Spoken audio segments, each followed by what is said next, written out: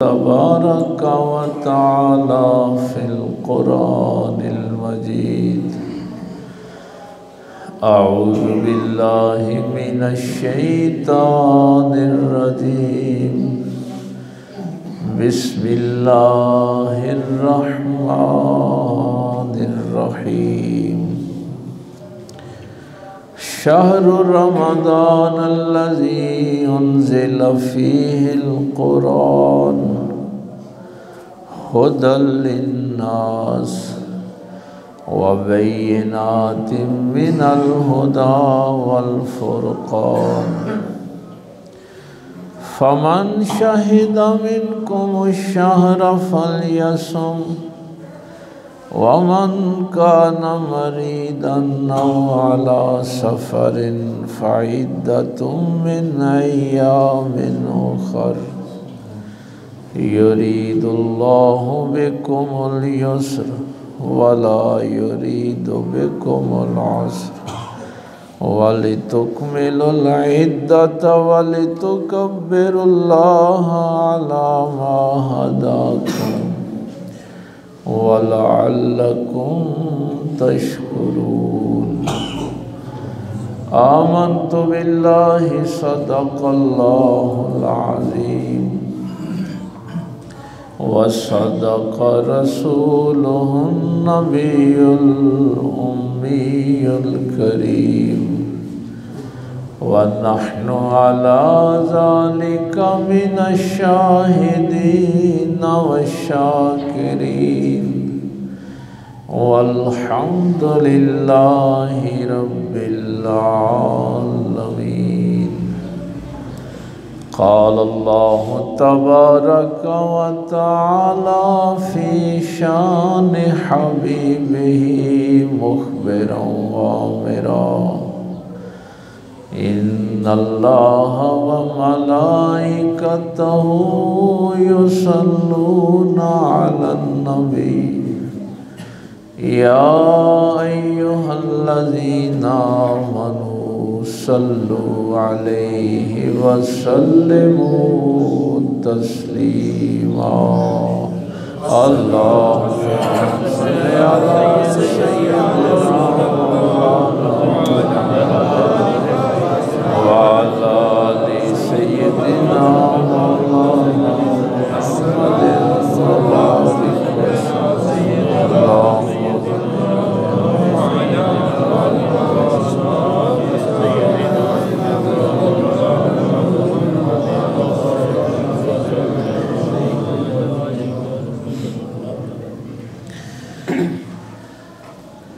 اللہ رب العزت کی حمد و ثنا کے بعد کہ جو اپنی ذات کے اعتبار سے بھی یکتا ہے اور صفات کے اعتبار سے بھی یکتا ہے، اللہ کا کوئی شریک نہیں، وہی اس کائنات کا خالق اور معبود برحق ہے۔ اسی نے انسان کو اشرف المخلوقات بنایا اور ہم سب نے پلٹ کر اسی اللہ کے حضور پیش ہونا ہے۔ بے حد و بے انتہا درود و سلام امام الانبیاء حبیب کبریا شفیع المذنبین رحمت للعالمین تاجدار سلطنت دنیا و دین آمنہ کے لال باعث تخلیق کائنات احمد مجتبیٰ محمد مصطفیٰ صلی اللہ علیہ وآلہ وسلم کی ذات اقدس پر کہ جن کے صدقے اللہ نے ہمیں ایمان کی دولت سے مالا مال فرمایا۔ نہایت واجب الاحترام معزز سامعین، بزرگوں، دوستوں، عزیز بھائیوں، رمضان المبارک کا دوسرا عشرۂ مغفرت گزر رہا ہے۔ ہمارا پچھلے جمعے کا جو موضوع تھا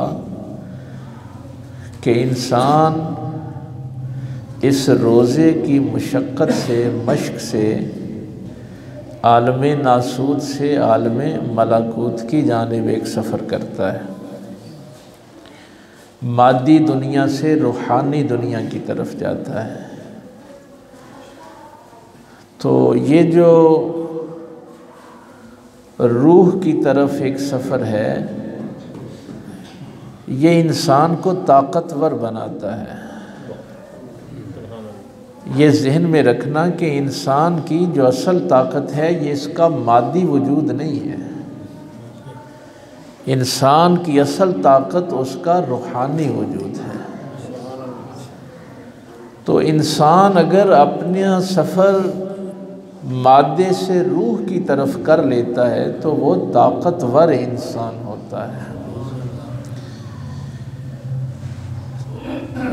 میں ایک بنیادی وجہ پہلے عرض کر دوں، یہ پتہ نہیں آواز آج ٹھیک ہے کہ نہیں، سمجھ آ رہی ہے؟ ہاں آواز نہیں سمجھ۔ مادہ جہاں پر بھی ہوتا ہے فساد پیدا کرتا ہے، یہ بات ذہن میں رکھنا۔ جب آج کل لوگ آتے ہیں نا، پوچھتے ہیں، سوال کرتے ہیں کس زمین پہ فساد کیوں ہے، تو جہاں پر بھی سوچ میں مادیت ہوگی، فکر میں مادیت ہوگی، عمل میں مادیت ہوگی، وہ پھر بات لمبی نہ ہو جائے، فرشتوں نے بھی جو کہا تھا نا، میں یفسد فیہا ویسفک الدماء، کہ یہ زمین پہ جا کے فساد کرے گا، خون بہائے گا، اس کی بھی وجہ یہی ہے۔ اللہ تعالیٰ نے یہ ڈھانچہ بنایا تھا نا، اس ڈھانچے کو سجدہ نہیں کروایا۔ فَإِذَا سَوَّيْتُ، فرمایا جب میں اس کو برابر کر لوں، وَنَفَخْتُ فِيهِ مِن رُوحِي، اور پھر میں اپنی روح اس میں داخل کروں، فَقَعُوا لَهُ سَاجِدِينَ، تو پھر تم نے اس کو سجدہ کرنا۔ یہ قرآن کریم نے بیان فرمایا۔ اب چونکہ ڈھانچہ پہلے بنایا تھا، یہ میرا مادی وجود پہلے تشکیل پایا، تو فرشتوں نے اس مادی وجود کو دیکھا تھا، اور چونکہ یہ اصول مسلمہ ہے کہ مادہ جہاں بھی ہوتا ہے فساد کرتا ہے۔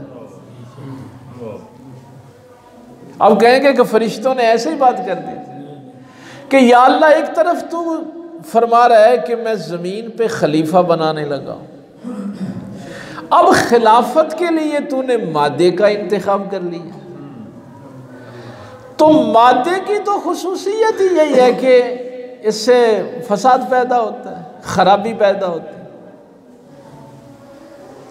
اگر آپ کے ذہن میں نہیں نا بات آ رہی، سب سے اچھا پھل ہے سیب، تو آپ اس کو پڑا رہنے دیں، کیا ہوگا؟ تعفن پیدا ہو جائے گا، گل سڑ جائے گا۔ بھئی مادے کا انجام تو یہی ہے۔ آپ نے گوشت خریدا، اس کو سیو نہیں کیا تو کیا ہوگا؟ بدبو آنی شروع ہو جائے گی، خراب ہو جائے گا۔ یہ میرا جسم جب روح اس سے نکل جاتی ہے تو کیا ہوتا ہے؟ بدبو پیدا ہوتی ہے، کہتے ہیں جلدی دفن کرو، لاش خراب نہ ہو جائے۔ کیوں؟ بھئی مادہ ہے ہی خرابی کا نام، فساد کا نام۔ آپ کی پھل ہیں، سبزیاں ہیں، آپ کا وجود ہے، اب اگر میرے جسم سے بدبو نہیں نہ آتی تو کیوں نہیں آتی؟ کہ اس میں روح موجود ہے۔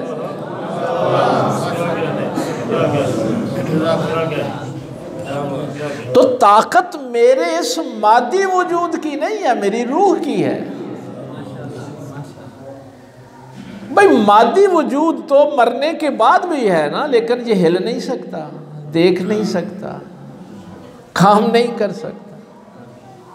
تو پہلے آپ کو شعوری طور پہ اس بات کا پتہ ہو کہ میری اصل طاقت میری روح ہے، پھر ہی آپ مادے سے روح کی طرف کا سفر کریں گے نا، عالم ناسوت سے عالم ملکوت کی طرف جائیں گے۔ تو جس بندے کو یہ پتہ ہی نہیں ہے کہ میری اصل طاقت میری روح ہے، وہ سفر کیوں کرے گا؟ اس کو کیا ضرورت ہے؟ اب دو چیزیں ہیں، ایک وہ لوگ ہیں کہ جنہوں نے وہ بات پھر رہ نہ جائے کہ جب میں اپنی روح اس میں پھونکوں، ڈال دوں، تو پھر تم نے اس کے سامنے سجدہ ریز ہو جانا ہے، اس کے سامنے جھک جانا ہے۔ اور یہی جملہ قرآن کا آپ کو ازبر ہو گیا ہوگا، انی اعلم ما لا تعلمون، جو میں جانتا ہوں وہ تم نہیں جانتے۔ یعنی روح کی طاقت کو تو فرشتے بھی نہیں جانتے۔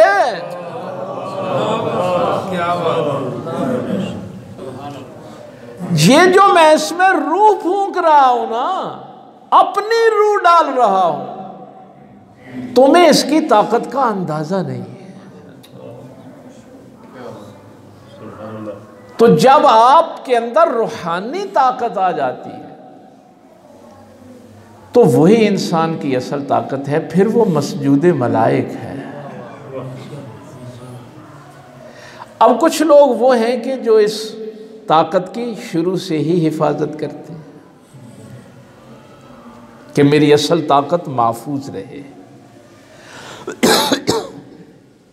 وہ جو لوگ شروع سے اس طاقت کی حفاظت کرتے ہیں نا، تو وہ طاقت، اس کی حضرت امام غزالی نے ایک بڑی خوبصورت مثال دی ہے احیاء العلوم میں۔ امام غزالی فرماتے ہیں کہ اس کی مثال یہی ہے کہ جیسے ایک سوار ہوتا ہے، ایک سواری ہوتی ہے۔ ایک گھوڑا ہے، وہ سواری ہے اور آپ اس کے سوار ہیں۔ تو وہ کہتے ہیں کہ اگر سوار طاقتور ہوگا تو سواری کو اپنی مرضی سے لے کے جائے گا، اور اگر سواری طاقتور ہوئی تو تجھے گرا دے گی۔ فرماتے ہیں کہ یہ جو میرا جسم ہے یہ سواری ہے، اس کا سوار روح ہے۔ جب روح طاقتور ہوتی ہے تو اس جسم کو پھر روح اپنی مرضی سے چلاتی ہے، اور اگر یہ تیری سواری طاقتور ہو گئی تو پھر تو فساد کرتا پھرے گا۔ تو روزہ کس لیے ہے کہ میرا سوار طاقتور ہو جائے، یہ سواری کمزور ہو جائے۔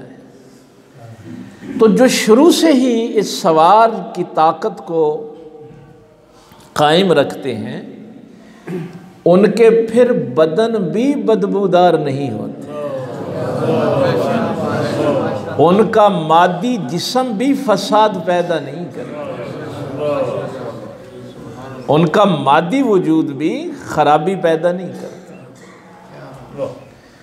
مادی وجود خرابی اس وقت پیدا کرتا ہے جب اس کی روح کمزور ہوتی ہے۔ تو روزے کا یہ فلسفہ جو ہے یہ میں آپ تک پہنچانا چاہتا تھا کہ دیکھیے دو چیزیں ہیں انسان کے اندر اس سواری کو کنٹرول کرنے کے لیے۔ پہلی چیز ہے صبر۔ یہ بات پھر کسی دن تفصیل سے اللہ نے موقع دیا تو جو صابر نہیں ہوتا وہ شاکر بھی نہیں ہوتا۔ یہ دونوں چیزیں آپس میں جڑی ہوئی۔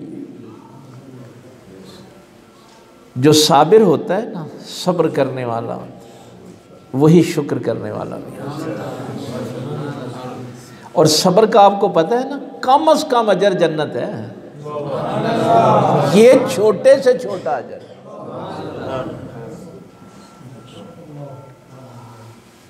اس کے لیے پھر ہمیں ایک دو تین کم از کم نشستیں چاہیے کہ یہ صبر جو ہے آپ کو جنت تک کیسے لے کے جاتا ہے۔ لیکن میں ایک دو جملے اس پہ عرض کر دوں، چونکہ پاک پیغمبر صلی اللہ علیہ وسلم نے فرمایا کہ یہ مہینہ صبر کا مہینہ ہے۔ میں شام تک ہر چیز سے اوائڈ کرتا ہوں، بچتا ہوں، اس لیے کہ میرا مالک نہ ناراض ہو جائے، خالق نہ ناراض ہو جائے۔ آپ کے ہاں پتہ کیا ہے، آپ سمجھتے ہیں کہ مارکیٹ میں میری دکان بند ہو گئی، یعنی کاروبار ختم ہو گیا، تو اس مصیبت پہ میں نے صبر کرنا ہے۔ آپ کے ہاں صبر کا یہ ہے، جوان بیٹا تھا فوت ہو گیا، صبر کرنا ہے، بھائی بہنیں ظلم کرتے ہیں تو میں نے صبر کرنا ہے۔ تو آپ کے ہاں یہ تصور ہے صبر کا کہ یہ معاشرہ مجھے تکلیف پہنچا رہا ہے اور میں نے اس تکلیف پہ صبر کرنا ہے۔ لیکن میرے پاک پیغمبر صلی اللہ علیہ وسلم نے اس کے 3 درجے بیان فرمائے۔ آج بس اتنا سا سبق یاد ہو جائے گا نا تو کافی ہے۔ ایک ہے یہ جن چیزوں کا میں نے ذکر کیا، اولاد کی تکلیف ہے، بیوی کی تکلیف ہے، کاروبار کا مسئلہ ہے، معاشی مسائل ہیں جیسے آج کل ہمارے ملک میں بہت زیادہ ہیں، کسی کی فوتیدگی ہو گئی، بیماری آ گئی۔ اس صبر پہ 300 گنا اجر ملتا ہے۔ یہ جو صبر ہے اس پہ 300 گنا اجر۔ پاک پیغمبر صلی اللہ علیہ وسلم فرمائے اس سے اوپر کا ایک صبر ہے۔ اب آپ حیران ہو رہے ہوں گے کہ جوان بیٹا کسی کا فوت ہو گیا، کسی کی دکان ہی بند ہو گئی، کوئی جان لیوا بیماری آ گئی، تو اس سے بڑا بھی کوئی صبر ہے؟ ہاں، پاک پیغمبر صلی اللہ علیہ وسلم نے فرمایا کہ اللہ کی اطاعت کرنے میں جو تکلیفیں آتی ہیں، اللہ کی اطاعت اور فرما برداری کے راستے میں جو تکلیفیں آتی ہیں وہ اس سے بڑا صبر ہے۔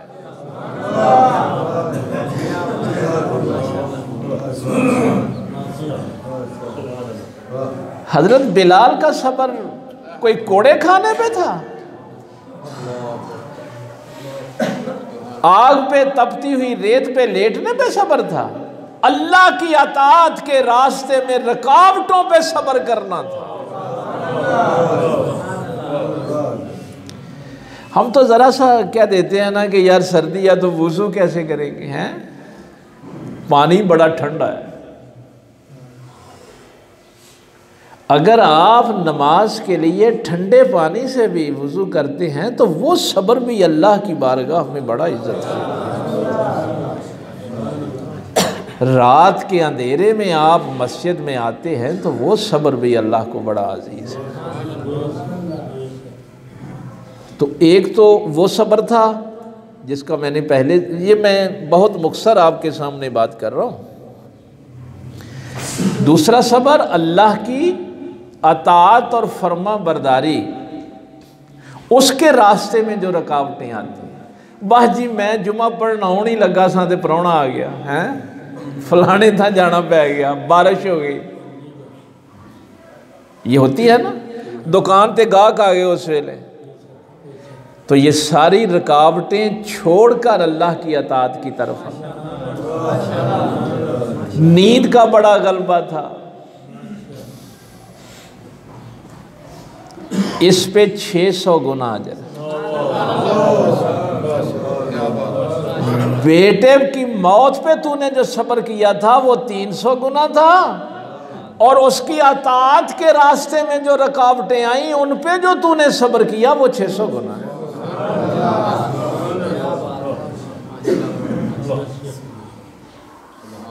اب اس کا تیسرا درجہ بیان فرمایا، صبر کا تیسرا درجہ، کہ اللہ کی نافرمانی سے رک جانا۔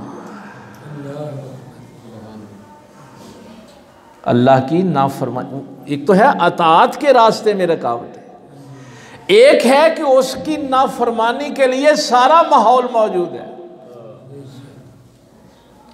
وہ جو 7 خوش نصیب ہیں نا جو اللہ کے عرش کے سائے کے نیچے ہوں گے، ان میں ایک وہ بھی ہے نا کہ ایک بڑے منصب والی صاحب اقتدار حسن و جمال والی عورت تجھے برائی کی دعوت دے کسی نوجوان کو، اور اس کا نفس بھی اس کی طرف مائل ہو، کوئی رکاوٹ نہ ہو، تو اس گناہ سے بچنے کے لیے جو تو اپنے نفس کے ساتھ صبر کرتا ہے، یہ سب سے بڑا صبر ہے۔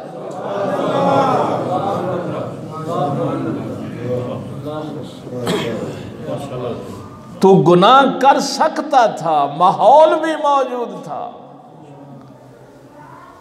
چانسز سارے موجود تھے، لیکن تو نے اللہ کی معصیت نہیں کی، نافرمانی نہیں کی، اس کا 900 گنا اجر ہے۔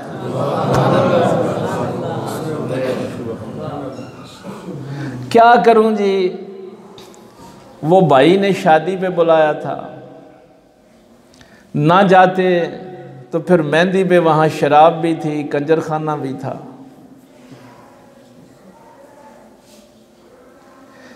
اس ساری معصیت سے صبر کے ساتھ لوگوں کی باتیں بھی سننا، رشتہ داروں کی باتیں سننا، تمسخر بھی اڑائیں تو صبر کرنا۔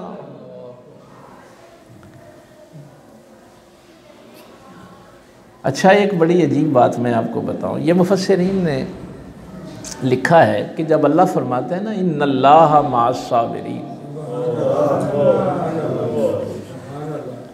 اللہ صبر کرنے والوں کے ساتھ ہے، یہ بھائی صبر کا مہینہ ہے نا، اپنے آپ صبر کا معنی ہے اپنے آپ کو روک لے۔ تو یہ ایک بڑی عجیب ویسے بات ہے، پتہ نہیں کتنے لوگ اس کو فالو کر پائیں، میں نے اس کی تفصیل میں نہیں جانا۔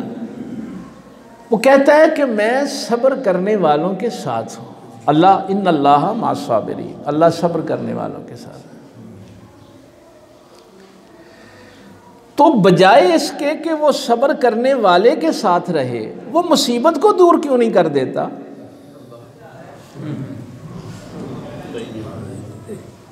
بھائی مجھے جو بیماری کی تکلیف ہے، میں بیماری پہ صبر کر رہا ہوں، تو وہ میری بیماری ہی دور کر دے نا۔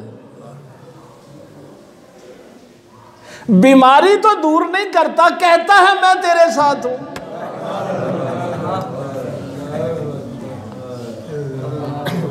میری تنگ دستی تو دور نہیں کرتا، کہتا ہے میں تیرے ساتھ ہوں۔ ایوب علیہ السلام نے تو ایک دن بھی نہیں پوچھا تھا، جبریل روز آتے تھے، اللہ پوچھتا ہے اب کیا حال ہے، ایک دن بھی نہیں کہا کہ مولا تو قدرت رکھتا ہے میری بیماری کو دور کرنے پہ، حال تو پوچھتا ہے میری بیماری ہی دور کر دے۔ ہائے ہائے، تو بندہ مومن تکلیف میں بھی ہوتا ہے، لوگوں کے تانے بھی سنتا ہے، باتیں بھی سنتا ہے، لیکن مطمئن ہوتا ہے کہ میرا اللہ تو میرے ساتھ ہے۔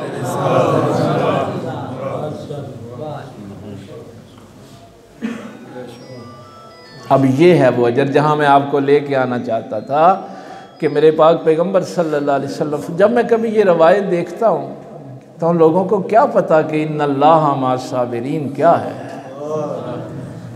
سرکار یہ جو حدیث ہے نا، یہ سارے بیان کرتے ہیں کہ اس کا کم از کم اجر جنت ہے، صبر کا تھوڑے سے تھوڑا جو اجر ہے، بڑے سے بڑا تو اللہ جانتا ہے کیا، تھوڑے سے تھوڑا اجر جنت کیوں ہے۔ سرکار صلی اللہ علیہ وسلم فرماتے ہیں کہ اللہ فرماتا ہے جو میری خاطر صبر کرتا رہا، اب مجھے حیا آتی ہے کہ میں میدان میں اس کے لیے میزان کھڑی کر دوں، اب میں اس کا حساب لیتا پھروں۔ اس نے تو یہ کبھی نہیں کہا تھا کہ یا اللہ بیماری ہی دور کر دے نا، تو جو میرے ساتھ ہے، نہیں، وہ بیماری میں صبر کرتا رہا کہ تکلیف تو ہے لیکن کیا ہے جب اللہ میرے ساتھ ہے۔ اب میں اس سے حساب لوں گا۔ اللہ فرماتا ہے کہ مجھے حیا آتی ہے کہ میں صابر کے لیے میزان کھڑی کروں، اس لیے فرمایا کہ اس کا کم از کم اجر جنت ہے، کہ اس کے لیے تو میزان ہی کھڑی نہیں کی جائے گی۔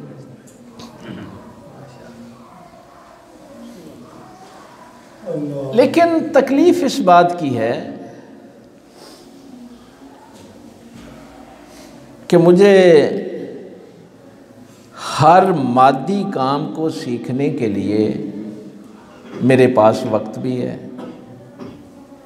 فکر بھی ہے، سوچ بھی ہے۔ میں نے ڈرائیونگ سیکھنی ہے تو کسی ڈرائیور کے پاس جاؤں، کسی اکیڈمی میں ڈرائیونگ سکول میں جاؤں، سلائی سیکھنی ہے تو کسی استاذ کے پاس جاؤں، یہ عمارت بنانی ہے تو کسی کا شاگرد بن جاؤں، فزکس پڑھنی ہے تو کسی فزکس والے کے پاس جاؤں، میتھ پڑھنا ہے کسی میتھ والے کے پاس جاؤں، دل کا علاج کروانا ہے تو کسی دل والے ڈاکٹر کے پاس جاؤں، ہے نا یہ سارے معاملے۔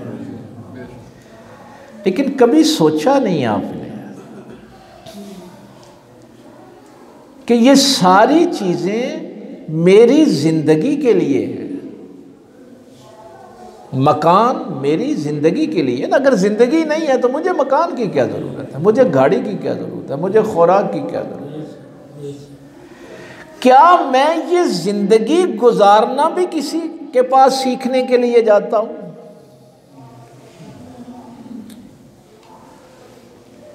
کتنے لوگ ہیں جن کے ذہن میں یہ ہے کہ میں زندگی گزارنا بھی سیکھ لوں؟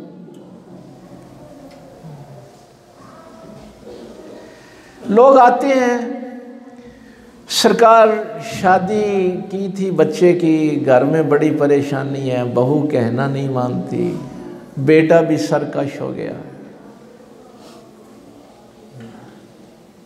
کیا اپنے بچوں کو زندگی گزارنا سکھایا تھا؟ جب تم رشتہ دیکھنے گئے تھے تو پوچھا تھا کہ اس بچی کو زندگی گزارنے کا بھی سلیقہ آتا ہے کہ نہیں؟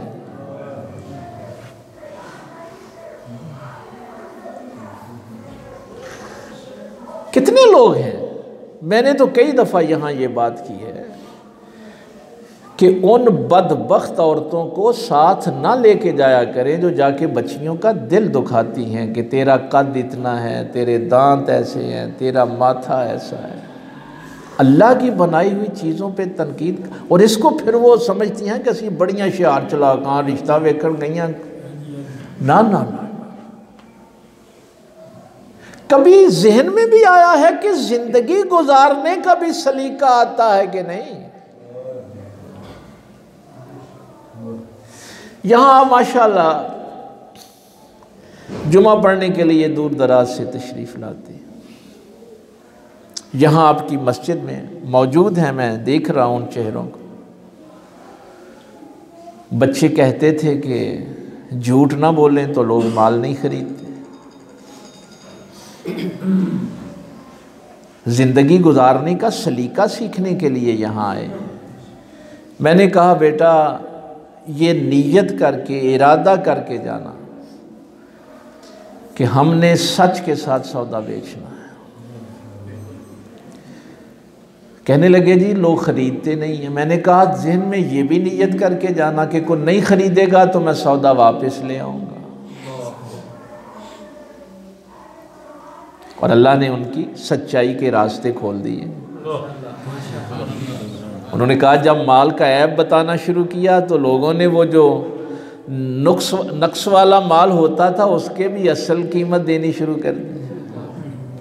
یہاں کتنے لوگ بیٹھے ہیں جنہوں نے رشوت سے توبہ کی۔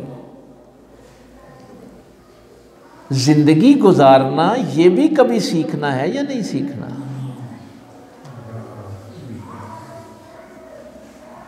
یہ تو نہیں ہو سکتا میں اپنے بچے کو گاڑی نہیں دیتا کہ جب تک تجھے ڈرائیونگ نہیں آتی۔ تو مار دے گا، کسی دیوار کو مارے گا، کسی انسان کو مارے گا، فساد کرے گا، گاڑی کا بھی نقصان کرے گا۔ اپنی جان کو بھی نقصان پہنچائے گا۔ جس بچے کو تم نے زندگی گزارنا نہیں سکھائی وہ بھی یہی فساد کرے گا۔ وہ کسی بھائی کو مارے گا، کسی بہن کو مارے گا، ماں باپ کو مارے گا، بیوی بچوں کو مارے گا۔ کتنے لوگ ہیں جن کو یہ پتا ہے کہ بہن بھائی برا سلوک کریں تو تم نے اچھا سلوک کرنا ہے، صلہ رحمی کا اللہ نے حکم دیا ہے۔ ان کی ہدایت کے لیے دعا کرنی ہے۔ کتنے لوگوں کو پتا ہے کہ میں نے اپنے ہمسایوں کے ساتھ کیسے رہنا؟ کتنے لوگوں کو پتا ہے کہ میرا ارد گرد جتنی بھی چیزیں ہیں ان کے ساتھ میرا تعلق کیا ہے، حقوق کیا ہے، فرائض کیا ہے؟ جب دو بچوں کی آپ زندگی گزارنے کا سلیقہ بتائے بغیر شادی کریں گے تو وہ بچے فسادی کریں گے اور کیا کریں گے؟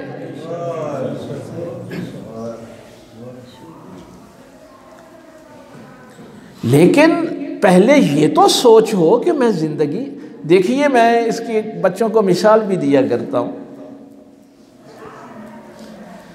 کہ آپ بیماری میں پھنس گئے تو کیا کرتے ہیں؟ آپ کہتے ہیں کہ کوئی ایسا ڈاکٹر مل جائے جو مجھے اس بیماری سے نکال لے۔ آپ تنگ دستی میں پھنس گئے تو آپ کہتے ہیں کوئی صاحب حیثیت بندہ ملے جو میرا ہاتھ پکڑ کے مجھے اس تنگ دستی سے نکال لے۔ تو جب آپ اللہ کی نافرمانی اور معصیت کی زندگی میں پھنس گئے تو اب آپ کو کسی ہاتھ کی ضرورت نہیں جو گناہ کی زندگی سے تمہیں نکالے۔ اسی کو مرشد کہتے ہیں۔ یہ بات میں اس لیے کر رہا ہوں کہ جمعہ پڑھنے تو سارے آتے ہیں، لیکن میں اس وقت تک یہ خطاب نہیں لوں گا، یہ عزت نہیں لوں گا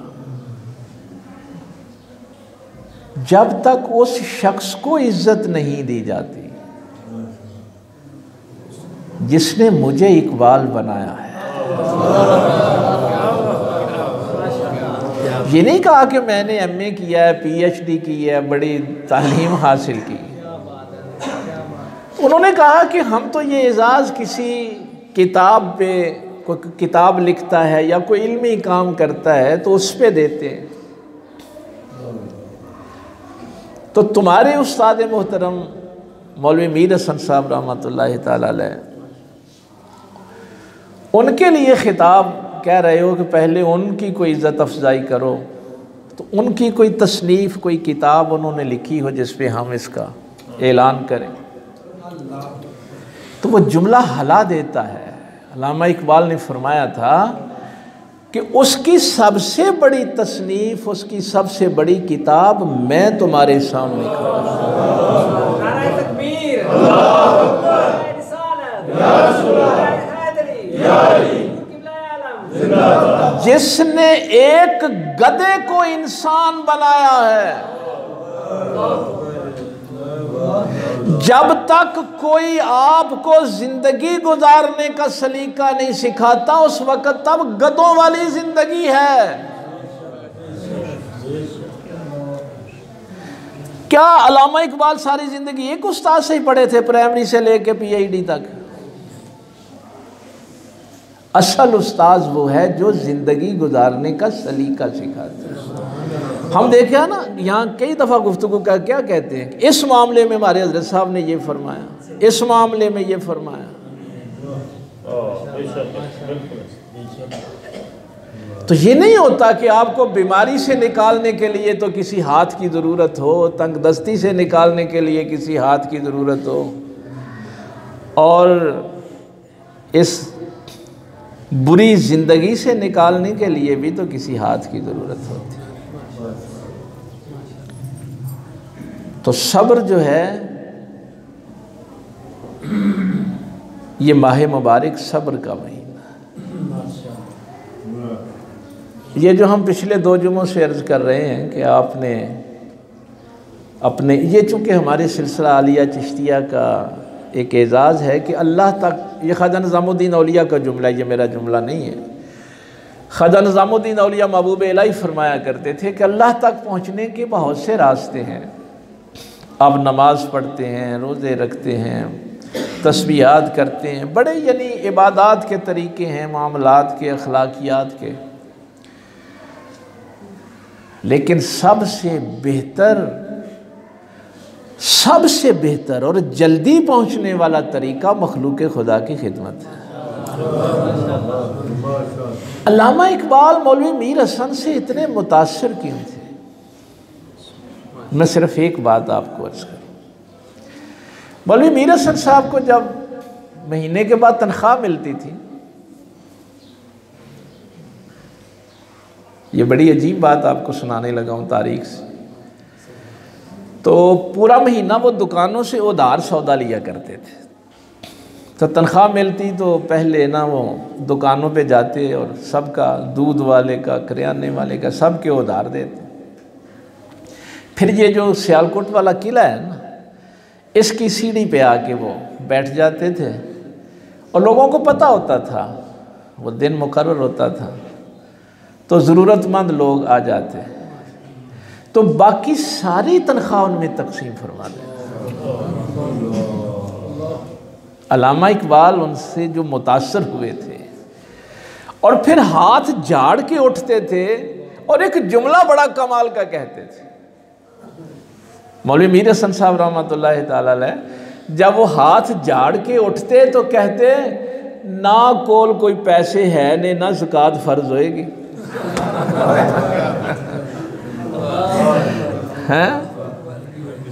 نہ اسی جمع کرنے ہاں نہ ساڑھے تے زکوٰۃ فرض ہوئے گی.